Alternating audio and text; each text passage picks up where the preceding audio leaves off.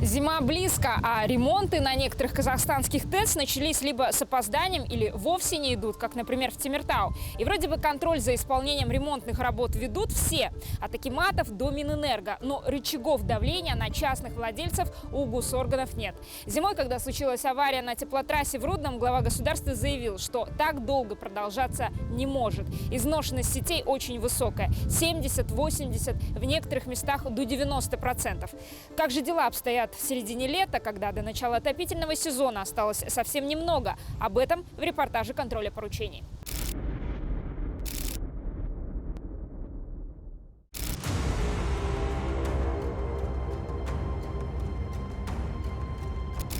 Мы в Рудном, городе горняков. Сильный утренний ливень подтопил многие улицы. Да так, что, проезжая по лужам, некоторые водители теряли госномера от автомобилей. Дороги сильно затопило. Иду сейчас с работы, там вот на улице Свердлова мне пришлось обходить целый квартал. Водослив не работает. Дороги и ливневая канализация в городе – это отдельная тема для репортажа.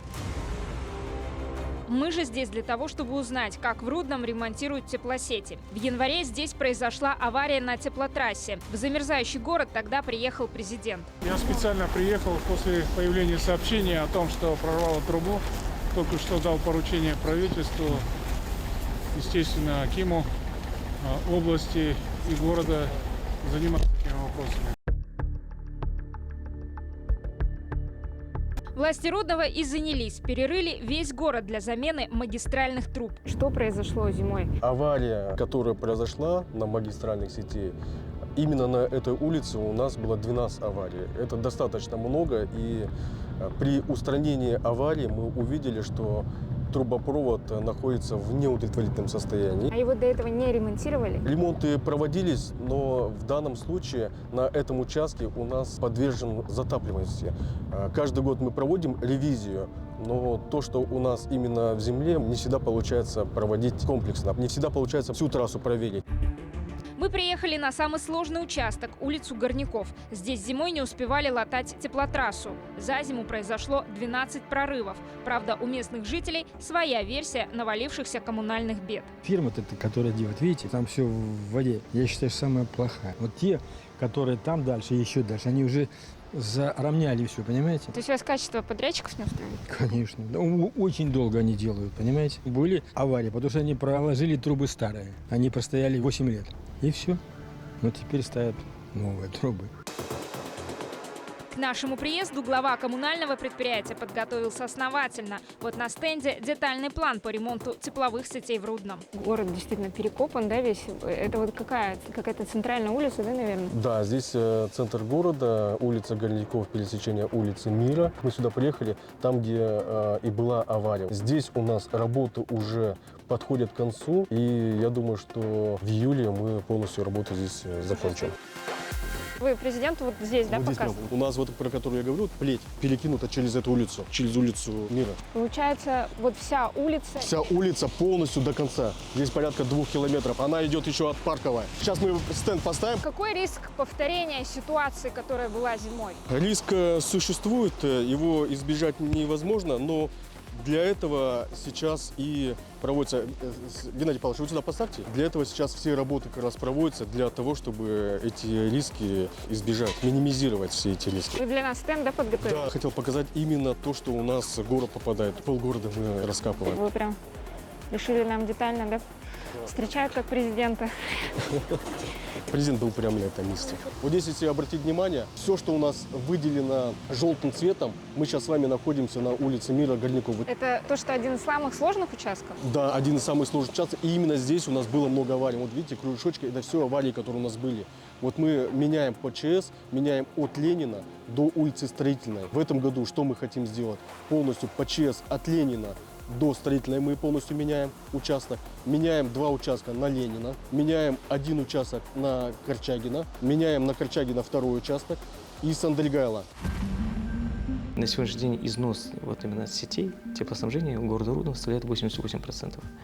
И в этом году мы хотим снизить износ уже до порядка, хорошие сейчас деньги выделяются.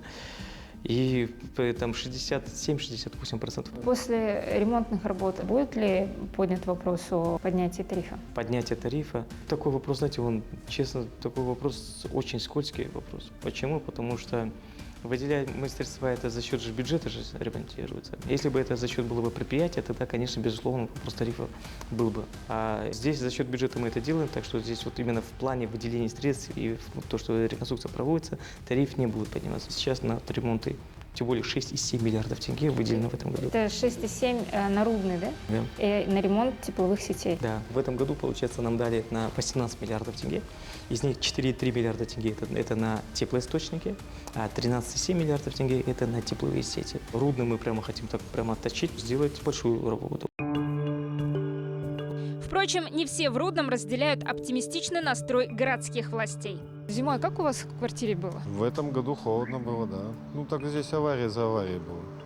Каждый год одно и то же. Ну, не каждый год, а в смысле вот именно в этом году вот были очень аварии. Такаев приезжал. Не знаю, что сейчас порешают. Они вот меняют, весь город меняет трубы. Не знаю, что будет дальше. Я в связи с того, что у меня маленький ребенок, мне приходится переезжать отсюда. В этом районе очень холодно. И зимой я думаю, то, что они трубы меняют, новые, это не значит, что хорошие. Я сам сварщик и вижу, что они делают. И я думаю, что это зимой по-любому взлетит. А почему вы думаете, что взлетит? Я по профессии сварщик, и я вижу, какие трубы они ставят. Они старые меняют, но они не лучше. Новые не лучше, чем то, что они ставят. Вот вы хотите в другой район переехать. Думаете, там получше будет? Ну, там еще никто еще ничего не раскопал, слава богу.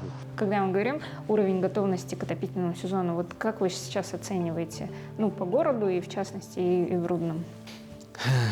Как оцениваем, сейчас рано что-либо говорить. Сегодня даже вот за окном такая погода. Если вот у нас все лето будет такой погода, конечно, работа немножко притормозится. Если же все это зависит от этого, тоже можно сказать. А так, в целом, финансирование обеспечено. Если все мы реализуем в этом году, все запланированы наши мероприятия, мы здесь вот твердая пятерка, вот мы вот прям есть по 5-бальной шкале, мы прям подготовимся. И вот как в том году, допустим, порывы были в Рудном, я думаю, что в этом году такого не должно быть, что касается всей области. Пока мы были в Костанайской области, в столице, глава правительства Алихан Смаилов отчитывал акиматы и Кабмин за возможный срыв подготовки к отопительному сезону. По информации премьер-министра, есть отставание в графиках работ. Например, на Атырауской ТЭЦ не начат капитальный ремонт турбин. Срыв составил 60 дней. Не начат текущий ремонт котла на ТЭЦ в Рудном. Отстают на 45 дней. На ГРЭС-1 в Темиртау и вовсе отменили запланированный капитальный ремонт котла. Вопрос с ремонтами ТЭЦ премьер-министр поручил решить до конца лета. По Рудненской ТЭЦ там на 45 дней идет отставание. Это же серьезный срок. Не, ну это, понимаете, именно этот котел не выведен, и он на 45 дней позже будет делаться. Но в этот период был сделан другой котел, который в этот период остановился. Поэтому его полностью остановить ТЭЦ же не можем. Это критическое замечание, которое мы сделали. Но, к сожалению, мы за это ничего не можем сделать. Мы только можем констатировать факт и дать рекомендацию. Поэтому вот сейчас поднимается вопрос по ужесточению ответственности. Если ты запланировал ремонт, то будь добр, начинай. Но сейчас, честно скажу, ответственности у предприятия за это нет. Правда, ранее глава Рудненского энергообъекта уверял, что по ремонтным работам на ТЭЦ нет повода для беспокойства. Все идет по графику. Дмитрий Юрьевич, расскажите, какие работы сейчас проводятся на ТЭЦ? На ТЭЦ сейчас проводится подготовительная работа к отопительному сезону 2023-2024 года. В ремонте находится водогрейный котел номер 1 в капитальном с полной заменой экранных труб, а также в текущем ремонте находится котлоагрегат паровой номер 4 и 3-й турбогенератор. Все это идет по графику в планах подготовки к отопительному сезону. Далее поочередно мы будем выводить согласно графику оборудования в ремонт. Что касается Рудного, это частная, во-первых, работа они проводят своевременно, именно согласно своей инвестпрограммы. Проценты износа, конечно, тоже высокие. Планируется ли увеличить тариф на тепло? Пока вопрос прорабатывается.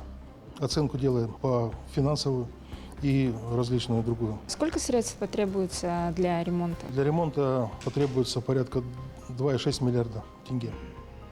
Именно для ремонта, который предполагается в рамках подготовки к отопительному периоду. Сейчас в Мажилисе находится законопроект о теплоэнергетике, где депутаты нас в благодарность поддержали и вот эти законодательно обратно возвращают, где нам будут давать возможность заходить на ТЭЦы каждый год, не более 2 раз, кажется. Мы сможем заходить на все крупные станции регулярно.